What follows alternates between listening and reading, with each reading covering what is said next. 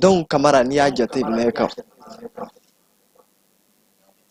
n'i y'a jateminɛ k'a fɔ an min jateminɛ nin semaine in na k'a ye k'a fɔ ni régime min b'an kunna o ka taa Cabral célébrer alors que e dun y'a fɔ Cabral ye cause minnu défend kɔnɔdimi tɛ ɲɛdimi de don et puis encore mɔgɔ foyi tɛ bi bi in na k'i t'i yɛrɛ ressenti a kɔnɔ parce que k'a ta denmisɛnnin jɛkulu la k'a ta muso jɛkulu la o k'a ta hali cɛ jɛkulu la o i mana fɛn fɛn ta bɛɛ b'a ɲini k'a fɔ i bɛ jɛkulu min na i ka lamɛn i hakilina ka don ba la ani i bɛ baara kɛ wɔrɔ min na o wɔrɔ ka se ka kɛ wɔrɔ jɛlen wɔrɔ sanuyalen ni kɔlɔlɔ t'a kɔnɔ et puis encore ni hakilinaw lamɛnlen don mais ninnu ye fɔlɔ la salon an y'a ye k'a fɔ mɔgɔ caman kɔni tun b'a la hali n'olu tun ma philosophie kɛ olu tun bɛ ka IM ka conséquences dɔrɔn de marifataw kusekiw ani grève déclaré olu tun b'a k'o dɔrɔn de IM na mais derrière tout ça olu tun tɛ k'a ye hali n'o y'a sɔrɔ o ye 75% ye a ka influence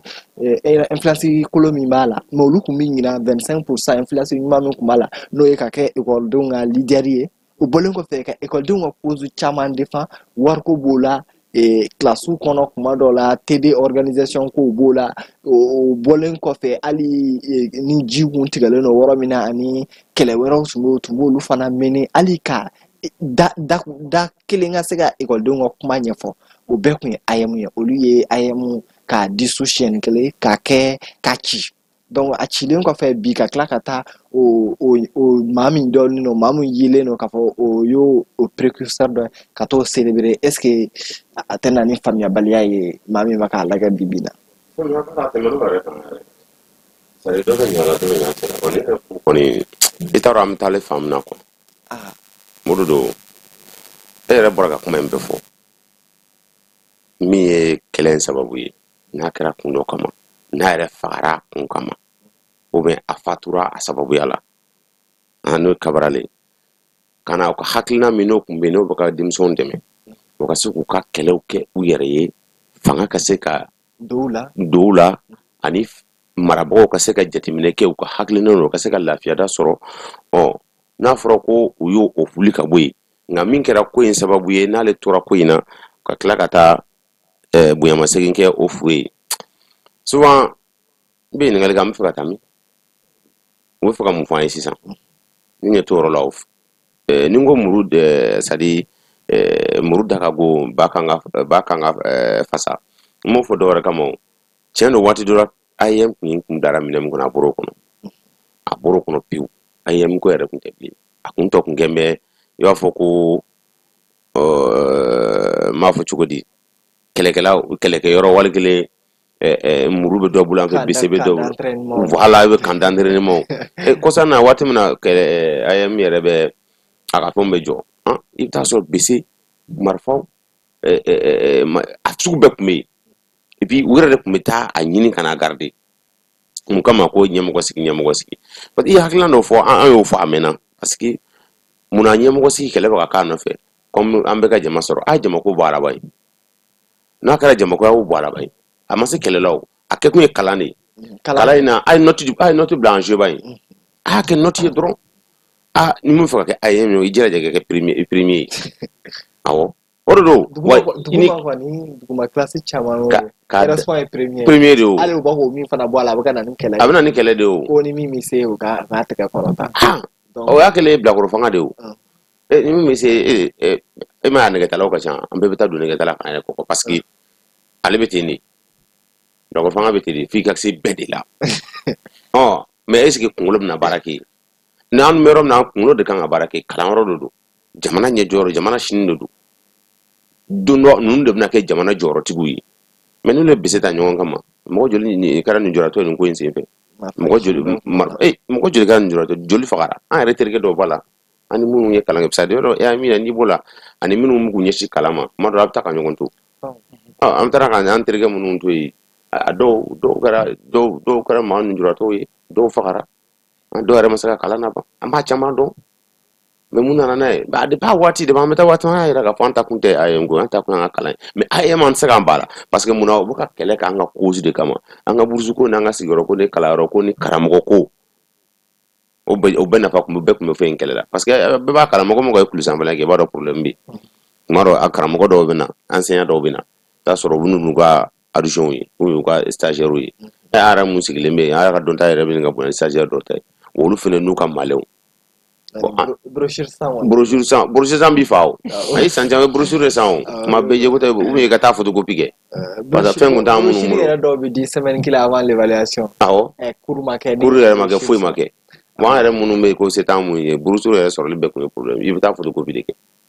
pour que i ka se ka dɔ sɔrɔ ou bien i ka taa dɔ ta minɛ i bɛ taa i ka une semaine kɛ ou bien 2 semaines kɔnɔ i yɛrɛ bɛ ka note dɔw ta i bɛ prélèvement kuma dɔ i bɛ t'i sigi de i b'a sɛbɛn de i b'a parce que wari tɛ yen mais jɔn m'o kɛlɛ kɛ a ye pour que an ka se k'an ka bourse sɔrɔ k'an ka trousseau sɔrɔ an na to yɛrɛ la ko bɛɛ nana ɲagami tuguni san kelen i bɛ se ka taa i bɛ to préliminaire la ka se ka san 3 kɛ k'i bɛ préliminaire la ka sɔrɔ ka résultat ma bɔ fɔlɔ e n'a t'o la bi yan kabala ye mais nin bɛɛ kun y'a ye min ka kɛlɛ de a bɛ kɛlɛ kɛ nin ko kama mais n'a nana bɔ o kɔnɔ fo ka na kɛ marifa ni muruta ye bon n'i y'a ye i b'a ye côté d'un côté a kun kan ka jɔ mais i b'a ye fan dɔ fɛ a man ka jɔ bon ni ko a kun kan ka jɔ halisa réflexion de kun kan ka kɛ parce que peut-être an bɛ se ka fɔ olu ye société ka kuma de lamɛn a ye mun kɛ parce que i b'a dɔn mun fana bɛ na n'o ye i y'a fɔ i ka kuma na fanga ɲini tɔn politikimɔgɔw tun bɛ ka don ko in kɔrɔ u yɛrɛ ka propre fɛn kama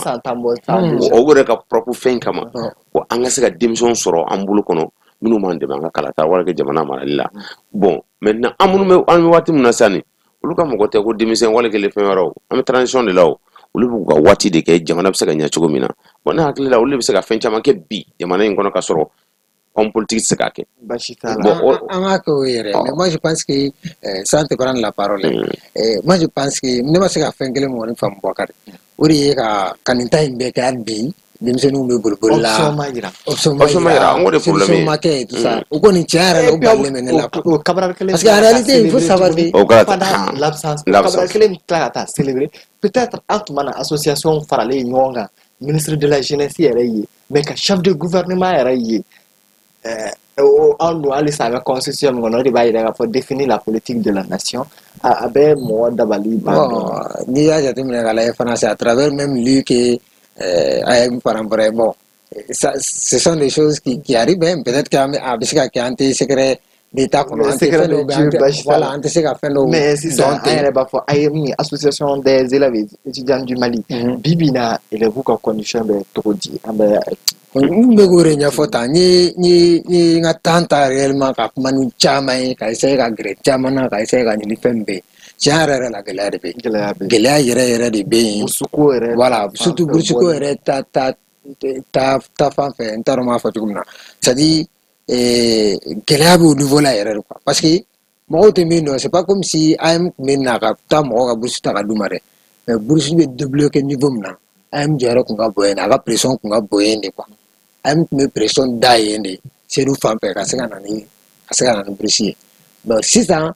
bon ekɔlidenw yɛrɛ tun den don et puis olu ka ko bɛɛ fana information kɔni tun bɛ passer i ka burusu bɛ sɔrɔ cogo di i tun bɛ ko kalama quoi mais sisan mɔgɔw bilalen n'u yɛrɛ ma de dɔ bɛ dɔ fɔ yan dɔ bɛ dɔ fɔ yan moi je pense qu'il fallait mettre quand même un comité en place pour pouvoir édifier les étudiants par rapport à la suite de tout ça une sorte de transition pour que une transition dans une transition pour que voilà avant que dɔ wɛrɛ sigi quoi voilà burusuko ta fan bɔlen kɔfɛ n'a ye ekɔliden caman ɲininka fana u b'a yira k'a fɔ kuruko yɛrɛ ta fanfɛ gɛlɛya caman b'olu kan n'a ye grand frère ta donna kabala la sisan san 3 dɔw bɛ kilasi 1 kɔnɔ ta tɛ bɔ ɲɛ tɛ bɔ e yɛrɛ bɛ bɔ Falajɛ ka se kabala yɔrɔ min na Falajɛ yɛrɛ ye Bamakɔ cɛmancɛ ye dɛ imagine min bɛ Yirimajɔ min bɛ Jalakɔrɔbugu ou bien min bɛ quartier wɛrɛ la fɛ Kati ko ka taa kabala tile kɔnɔ i ma dɔɔnin bɔ kɔni Sotrama na est-ce que tɛ 300 ye taa ni ka segin kɔni i bɛ 400 bɔ Sotrama wa n'i y'o da Sotrama ko i bɛ se yan i bɛ taa sɔrɔ kalan banna o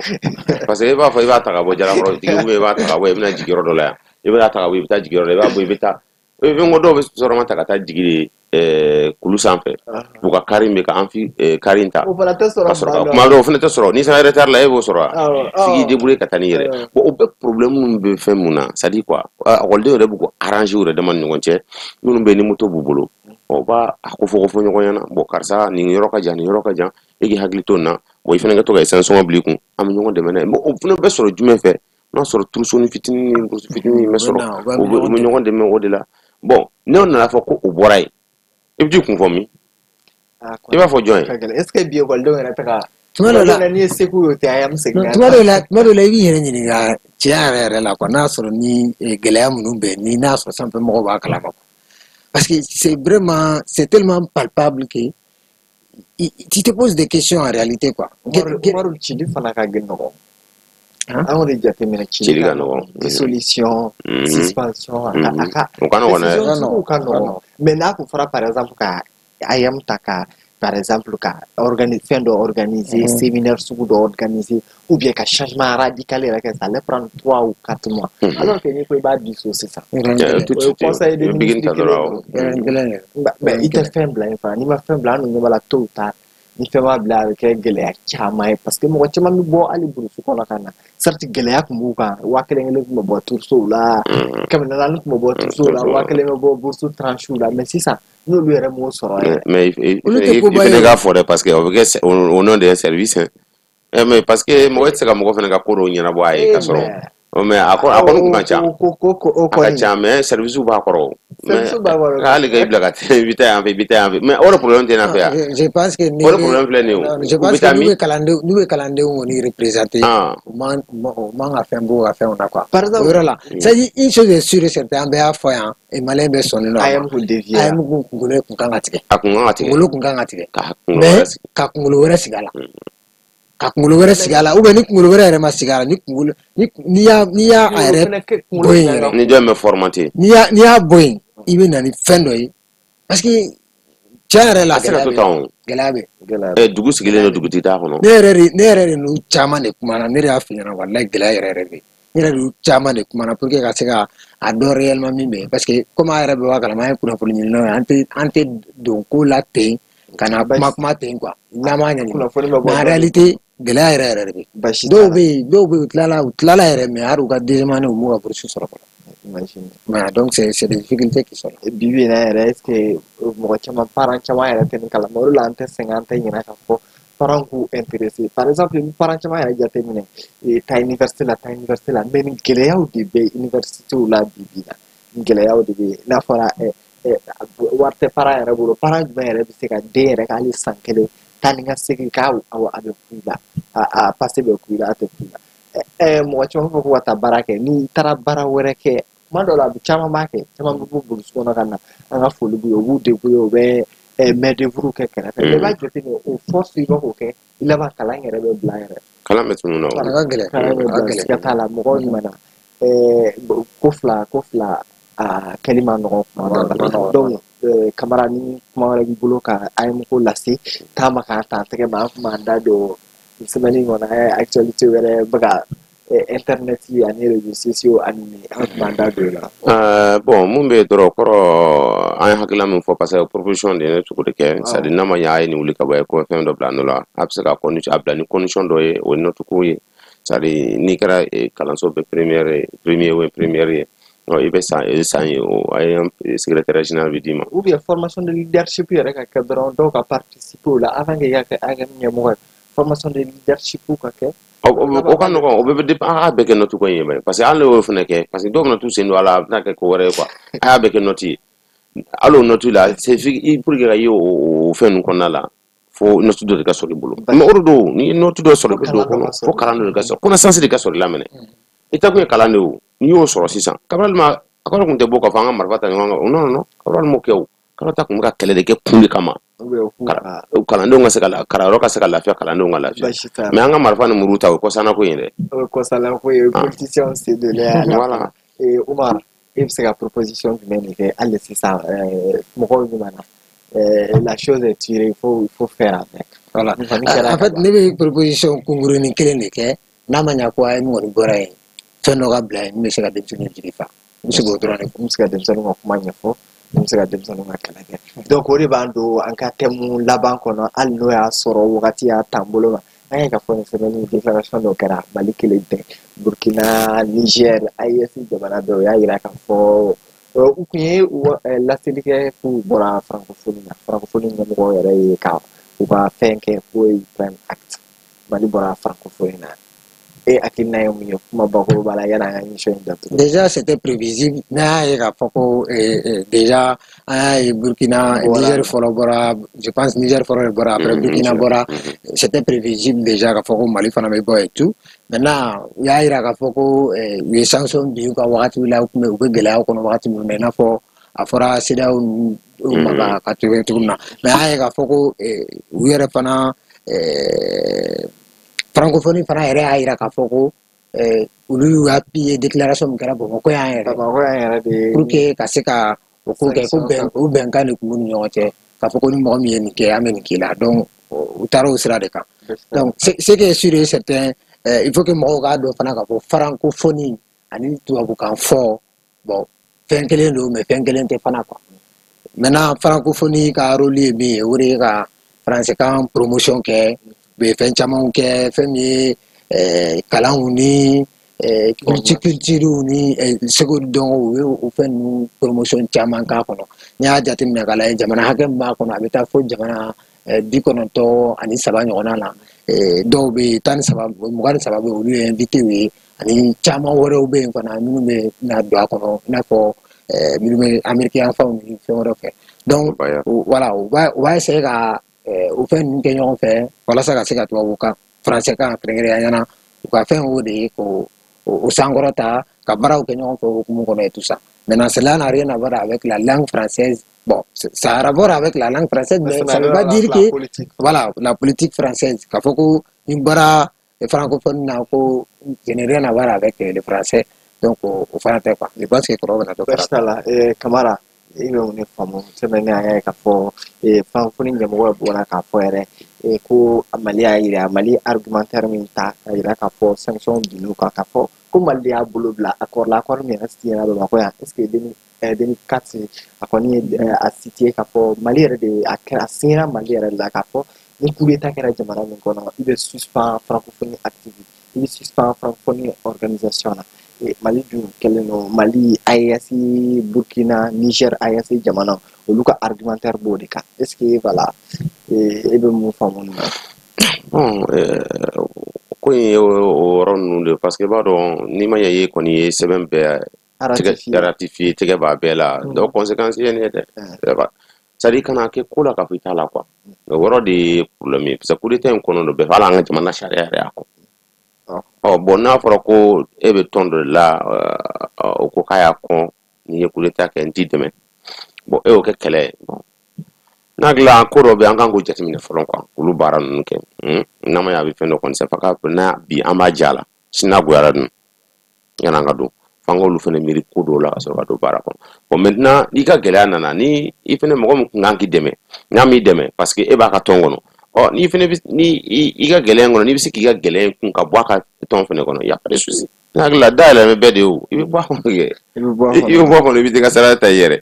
bon ne kɔni fɛ kɔni choix ko don peut-être an bɛ ka fɔ Mali ni AES parce que AES la mun fɔla daminɛ Niger ne bɔra AES kɔni na bi AES bɛ sira min kan bi olu tɛ fɛ ka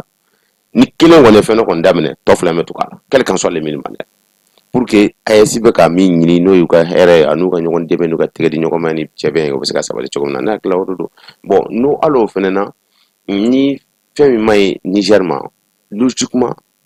n'i ye u ka intérêt jateminɛ dɔrɔn i b'a ye a bɛ digi Burkina a bɛ digi Mali la o baaraw taabolo ye bon maintenant Koyita y'a fɔ cogo min na kanko don kan don mais ni an'u ka kan tɛ kelen ye cogo dɔ la